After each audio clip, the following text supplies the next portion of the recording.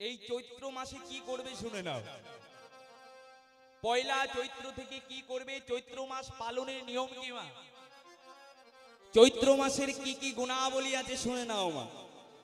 চৈত্র মাসের মাহাত্ম্য কি, এই চৈত্র মাসের সৃষ্টি হলো কি করে।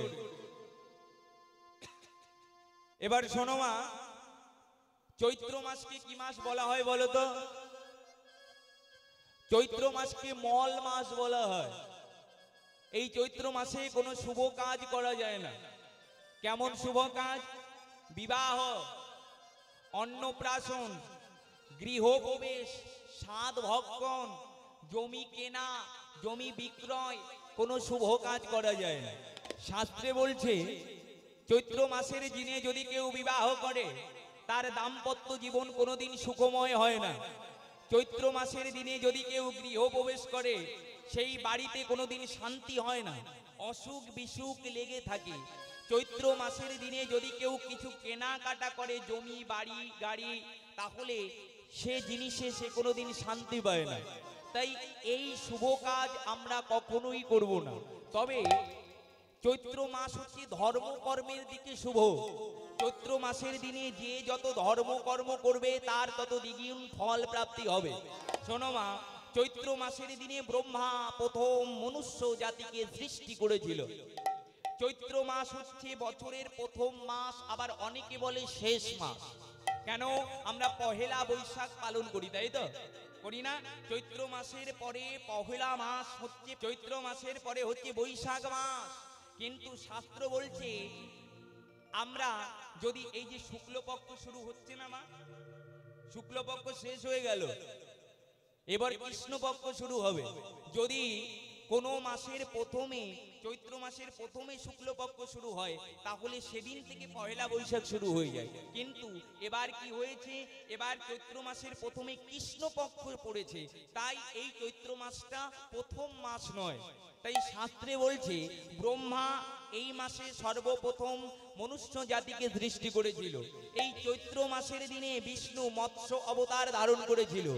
এই চৈত্র মাসের দিনে রাবণ দুর্গা পূজা করেছিল। এই চৈত্র মাসে বাসন্তী পুজো হবে মা, যে বাসন্তী পূজাকে বলা হয় দুর্গা পূজা। যে দুর্গা পূজা রাবণ করত মায়ের কাছে শক্তি পাবে বলে, এই চৈত্র মাসে যে পুজো হয় এটাই হচ্ছে আসল দুর্গা পুজো মা। আর আমরা যে দুর্গা পুজো করি ওটা নকল দুর্গা পুজো, ওটা হচ্ছে অকাল বোধন, যেটা রামচন্দ্র করেছিল রাবণকে বধ করবে বলে। কিন্তু ওটা আসল দুর্গা পুজো নয়, এটা হচ্ছে আসল দুর্গা পুজো। এই চৈত্র মাসে যে নবরাত্রি পালন হবে, যে দুর্গা পুজো হবে, এটা হচ্ছে আসল দুর্গা পুজো। শুধু তাই নয় মা, এই চৈত্র মাসের দিনে হয় নীল পুজো, জানো তো? এই চৈত্র মাসের দিনে নীল পুজো হয় বাবা। আবার চড়ক পুজো হয়, হয় না? শিবের পুজো। নীল পুজো কাকে বলে? নাকি শিব যখন বিষ পান করেছিল হলাহল, ওই হলাহল বিষ পান করে শিবের নাম হয়েছিল নীলকণ্ঠ। কেন? ওই বিষ শিব গলায় ধারণ করেছিল। আর এই চৈত্র মাসের দিনে ওই শিবকে ঠান্ডা করবার জন্য মা পার্বতী শিবের মাথায় জল ঢেলেছিল। তাই চৈত্র মাসের দিনে যদি কোনো নারী, যদি কোন নারী তার স্বামীর মঙ্গলের জন্য, সংসারের মঙ্গলের জন্য এই চৈত্র মাসের সোমবারে সোমবারে যদি মা শিবের মাথায় জল ঢালিতে পারে, তার সংসারে কোনো অভাব থাকে না। শোনো, এই চৈত্র মাসের দিনে তোমরা সোমবারে সোমবারে শিবের মাথায় জল ঢালবে। তবে তোমরা সবাই জানো শিব বড় খুশি হয় বেলপাতায়। তবে বেলপাতা তোমাদের দিতে হবে না। চৈত্র মাসের দিনে শিবকে কি দেবে? ও মা, চৈত্র মাসে কিন্তু প্রচন্ড গরম পড়ে, পড়ে না? প্রচুর গরম পড়ে, তাই তো?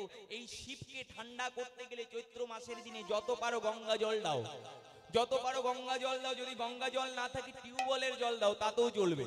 যদি টিউবওয়েলের জল না থাকে পুকুরের জল দাও, নদীর জল দাও, খালের জল দাও, বিলের জল দাও, যা দেবে তাইতে শিব খুশি হবে। শিবের নাম কি? আশুতোষ, যিনি অল্পতে হয় সন্তোষ। তাই শিবের নাম আশুতোষ, শিবের নাম ভোলা, তার দিল বড় খোলা। যদি ভোলাকে কিছু দিতে পারো, তোমাকে ভোলা ওই তার দেবে ঝোলা খুলে। যদি শিবকে কিছু দিতে পারো, শিবের ঝোলা খুলে তোমাকে দেবে ঢেলে, তুমি যা চাইবে শিবের কাছে তাই পাবে। অন্য দেবতার ধ্যান তপস্যা করতে হয় মা, কিন্তু শিবের জন্য করতে হয় না। শিবকে যদি কিছু অল্প কিছু দিতে পারো, শিব খুশি হয়ে যায়। তাই তো শিবের নাম আশুতোষ, মাসে অল্পতে সন্তুষ্ট হয়ে যায়। তাই শিবের আরেক নাম দেবাদিদেব মহাদেব। তিনি দেবতাদের দেবতা, তিনি আদি দেবতা। ওমা, তাই তাকে খুশি করতে গেলে এই চৈত্র মাসের দিনে কি দেবে শোনো। যাদের সংসারে অনেক অভাব, অনেক দারিদ্রতা, অনেক কষ্ট, আমার কথা মিলিয়ে নেবেন। শত্রুতা আপনাকে হিংসা করছে, আপনি উন্নতি করে ধরে রাখতে পারছেন না, এগুলো শিব পুরাণের কথা শুনে নাও। বৃন্দাবনের বড় বড় মহারাজ এনারা এই কথাগুলো বলেন। কি বলেন মা? শিবকে যদি চৈত্র মাসের দিনে 250 গ্রাম মুগ ডাল তার মাথায় নিবেদন করতে পারো, তোমার সংসার থেকে অভাব চিরকালের মতো চলে যাবে। এই চৈত্র মাসের দিনে শিবের মাথায় যদি মুগ ডাল, চেনো তো মা, মুগের ডাল 250 গ্রাম শিবের মাথায় দেবে, তোমার সংসার থেকে অভাব চলে যাবে। 250 গ্রাম যদি আতপ চাল শিবের মাথায় দিতে পারো, তোমার বাড়ি থেকে চিরকালের মতো দারিদ্রতা চলে যাবে। 250 গ্রাম তিল, কালো তিল যদি শিবের মাথায় দিতে পারো, যার বাড়িতে শনির দোষ আছে, রাহু কেতুর দোষ আছে, শত্রুতা কালো নজর দেয়, তার বাড়ি থেকে চিরকালের মতো এই শত্রু এবং শনি চিরকালের মতো দূরীভূত হয়ে যাবে। কালো তিল যদি শিবের মাথায় 250 গ্রাম সোমবারের দিনে দিতে পারো, তোমার শত্রু চিরকালের মতো মিটে যাবে। আরো শোনো মা, শিবের মাথায় যদি সবজি, বেগুন, পটল, ভেন্ডি, উচ্ছে, আলু 250 গ্রাম নিবেদন করতে পারো, তোমার দেহ ঠান্ডা থাকবে, তোমার দেহ থেকে চিরকালের মতো রোগ নাশ হয়ে যাবে। শোনো মা, শিবের মাথায় যদি এই চৈত্র মাসের দিনে আখের রস দান করতে পারো, তোমার পূর্বপুরুষ তারা স্বর্গবাসী হয়ে যাবে। শুনে নাও মা, এই চৈত্র মাসের দিনে যদি শিবের মাথায় যে কোনো গাছের পাতা, বেল পাতা বাদে গোলাপ ফুলের পাতা দেবে, দিয়ে দাও। আম পাতা দেবে, দিয়ে দাও। বট পাতা দেবে, দিয়ে দাও। আকন্দ পাতা দেবে, দিয়ে দাও। শিব খুশি হয়ে যাবে। শোনো, শিবকে যদি চৈত্র মাসের দিনে কেউ এক মুষ্টি মাটিও নিবেদন করে, শিব তাকে সমস্ত মনোবাসনা পূর্ণ করে দেয়। এটা শিব পুরাণের কথা। এই চৈত্র মাসের দিনে যদি শিবকে নীলকণ্ঠ ফুল দান করতে পারো মা, কেন? শিবের আরেক নাম নীলকণ্ঠ। তোমায় শিব বিশেষ কৃপা প্রদান করবে। শিবকে যদি আকন্দ ফুল নিবেদন করতে পারো, শিব তোমাকে বিশেষ কৃপা করবে।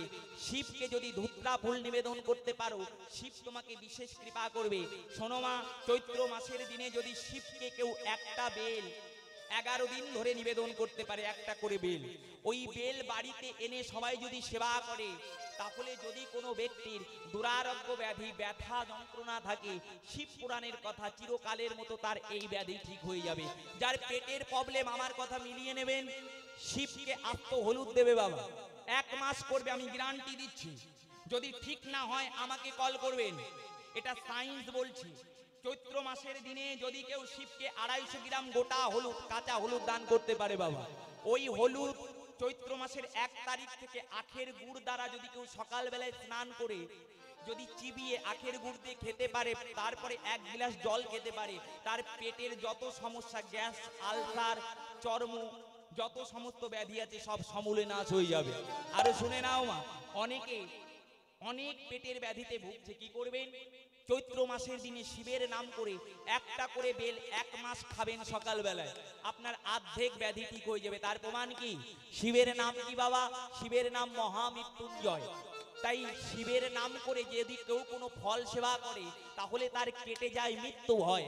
শুনে নাও মা, তবে শিবকে কিভাবে ফলটা নিবেদন করবে শোনো। শিবকে উল্টো পাল্টা ভাবে ফল নিবেদন করে যদি সেবা করো, তাহলে তোমার নরকে যেতে হবে। তার প্রমাণ কি? শিবের এক নাম পঞ্চানন বাবা। পঞ্চানন, আনন মানে মুখ, যার 5টা মুখ তার নাম হচ্ছে পঞ্চানন। তাই শিবের কিন্তু 5টা মাথা বাবা। শিব কি করেছিল? বিষ পান করেছিল, তাই তো? তাই যদি কেউ বিষ পান করে, তার বিষ মুখে লেগে থাকবে কিনা? লাগবে তো। আমরা খাবার খেতে গেলে মুখে লাগে না বাবা? তো শিব যখন বিষ পান করেছিল, ওই বিষ কিন্তু মুখে লেগে গেছিল বাবা। তবে শিবের তো 5টা মাথা, শিব তো 5টা মাথা দিয়ে মুখ, ওই বিষ পান করে নাই, তাহলে কোন মুখ দিয়ে বিষ পান করেছিল? শিবের মাথার উপরে একটা মুখ আছে, এই খাড়া ভাবে থাকে, আকাশের দিকে তাকিয়ে থাকে, সেই মুখটা দিয়ে শিব বিষ পান করেছিল।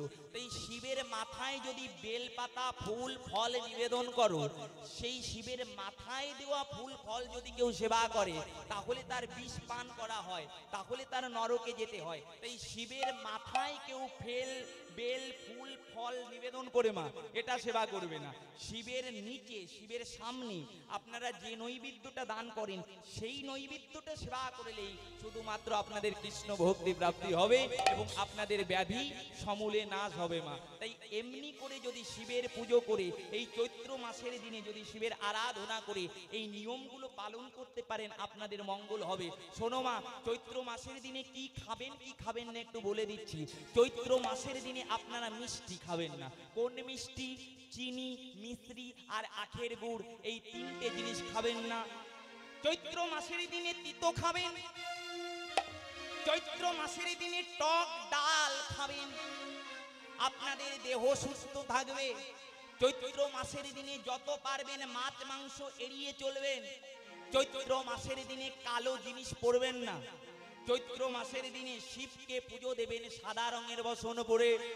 চৈত্র মাসের দিনে কি করবেন মা? বাড়িতে কোনো ভিখারি আসলে তাকে খালি হাতে ফেরাবেন না, তাকে কিছু জল ফল খাইয়ে তবে বিদায় দেবেন। চৈত্র মাসের দিনে ভিখারিকে দান করবেন, চৈত্র মাসে দরিদ্রকে দান করবেন, চৈত্র মাসে একটু হরিনাম করবেন, চৈত্র মাসে গীতা পাঠ করবেন, চৈত্র মাসে তুলসী গাছকে জল দান করবেন, আপনার মঙ্গল হবে। শাস্ত্রে বলছে মা শোনো, চৈত্র মাসের দিনে যদি কেউ, চৈত্র মাসের দিনে যদি কেউ বাড়িতে একটা তুলসী বৃক্ষ রোপণ করতে পারে, তার বাড়িতে রাধা কৃষ্ণের বাস হয়। চৈত্র মাসের দিনে যদি কেউ একটা নীলকণ্ঠ ফুল বাড়িতে লাগাতে পারে, তার বাড়িতে শিব দুর্গার বাস হয়। চৈত্র মাসের দিনে যদি কেউ একটা পদ্ম ফুলের চারা বাড়ি লাগাতে পারে, তাহলে তার বাড়িতে মা লক্ষ্মীর বাস হয়। চৈত্র মাসের দিনে যদি কেউ একটা আকন্দ ফুলের গাছ বাড়িতে লাগাতে পারে, তার বাড়িতে মহাদেবের আগমন হয়। চৈত্র মাসের দিনে যদি বাড়িতে কেউ একটা শ্বেত লজ্জাপতি মা, লজ্জাপতি গাছ চেনো তো, যদি শ্বেত লজ্জাপতি গাছ বাড়িতে লাগাতে পারো, শত্রু তোমার চিরকালের মতো বশ হয়ে যাবে। শোনো মা, চৈত্র মাসের দিনে, চৈত্র মাসের দিনে যদি কেউ বাড়িতে একটা কলা বৃক্ষ মা, কলা বৃক্ষের চারা শুক্রবার দিন লাগাতে পারে, লাগাতে পারে, তার বাড়িতে সুখের আগমন হয়। কেন? কলা গাছে থাকে মা লক্ষ্মী। যে বাড়িতে মা লক্ষ্মী থাকে, সেই বাড়িতে কোনো অভাব থাকে না। ওমা, বাড়িতে শুক্রবার দিন একটা কলা বৃক্ষ লাগিয়ে আপনারা 1 মাস করবেন, দেখবেন কেমন ফল পান। পাবেনই পাবেন। ওই কলা বৃক্ষের গোড়ায় একটা ঘিয়ের প্রদীপ জ্বেলে দেবে, দেখবে তোমাদের সমস্ত মনোবাসনা পূর্ণ হবে। শোনো মা, এই চৈত্র মাসের দিনে রবিবার আপনারা আমিষ খাবেন না। যদি রবিবার আমিষ খান, তাহলে আপনারা চরম অন্যায় করবেন, অনেক আপনাদের সমস্যা হবে।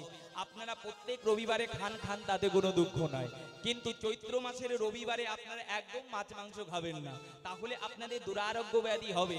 এই চৈত্র মাসটা যদি মেনে চলতে পারেন, আপনাদের সমস্ত মনোবাসনা পূর্ণ হবে, আপনারা যা চাইবেন তাই পাবেন। শোনো মা, চৈত্র মাসের দিনে একটু সকালবেলায় ঘুম থেকে উঠবেন, সকালবেলায় ঘুম থেকে উঠে একটু স্নান করে ঘরের দরজায় জল দেবেন, ঘরের দরজায় জল দিয়ে তুলসী বৃক্ষকে একটু জল দেবেন, তুলসী বৃক্ষকে জল দিয়ে কৃষ্ণ নাম করবেন, কৃষ্ণ নাম করে গুরু বীজ মন্ত্র পাঠ করবেন, দেখবেন আপনাদের মঙ্গল হবে, আপনাদের মনোবাসনা পূর্ণ হবে, আপনারা যা চাইবেন তাই পাবেন।